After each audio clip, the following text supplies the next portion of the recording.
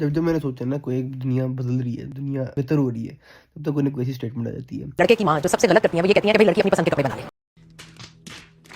अब खुद बनाएगी तो वो तो शादी के पहले दिन से वो तुम्हें बनेगी ना जो उसने बनाया उसके लिए अच्छा लगता है। मैं समझता हूँ इंडस्ट्री के जो लोग हैं ना, इनका दिमाग जरा ना ग्रूम कर गया होगा। अब एक लड़की कपड़े लेके आई है अपने पहनने के लिए, गलती कर ली, उसने कपड़े ले आए वो अपने, उनकी जो सास है ना वो उनके कपड़े देखेंगी कि नहीं जी ये जिसमें जितने भी रेड कलर के सूट है ना बाहर कर दो। क्यों आंटी जी क्यों है ये मुझे पसंद नहीं है। तो आंटी तुसी ना पाओ, नहीं नहीं नहीं मैनू पसंद नहीं, तुम ही नहीं पाएंगी, मैं कपड़े लेके आऊंगी। अब आंटी जी ने उसे तो पूछना नहीं है, आंटी जी वो कपड़े ले आएंगी। आंटी जी लेके आएंगे कि भूसे हुए रंग अपनी बहू के लिए। अब बहू नहीं पहनेगी तो बुरी बहू है यार, ये मैनू कुटो। और मेरे मियां तो बहुत अच्छी बात करते हैं, कहते हैं ससुराल एक ऐसी जगह है जहाँ इंसान को गूंगा और बहरा बनकर रहेगा तो जिंदगी बहुत अच्छी है।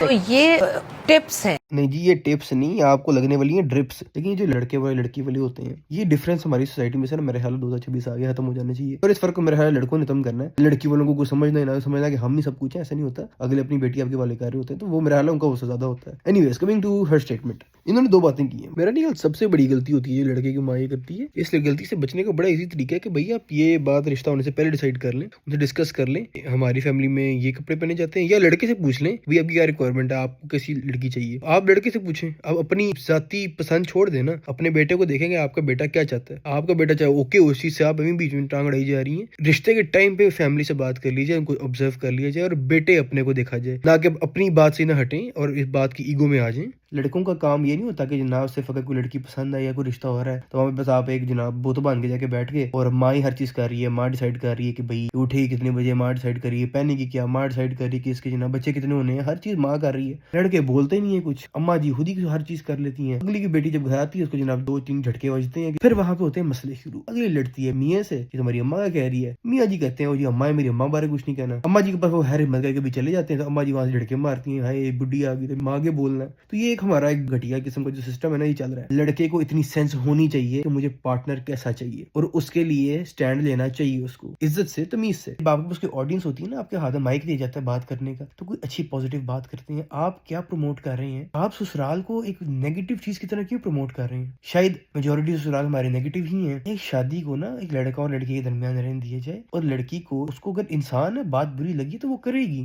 तमीज से करेगी, इज्जत से करेगी। आपको एडजस्टमेंट करनी चाहिए, लड़के को भी करनी चाहिए। थोड़ी बहुत लड़की करती है, थोड़ी वो लड़का करता है। दो इंसान है, दो इंसानों को एक दूसरे को समझने के लिए वक्त चाहिए होता है। ये चीज नहीं प्रमोट करनी चाहिए कि जनाब कोई बच्ची आपके घर आ रही है तो कोई बात नहीं कर सकती। आपके यहाँ भाई भेड़ी हैं, आप ससुराल को एक पॉजिटिव चीज बनाए ना। लड़का अपनी रिक्वायरमेंट्स बताए और अगलों की रिक्वायरमेंट भी सुने ना आप। अब ससुराल सारा चढ़ जाए उस पर कि जनाब पता नहीं हम सभी इसके शोहर हैं। शादी लड़का लड़की के दरमियान होती है, पूरे खानदान की लड़की के साथ नहीं होती।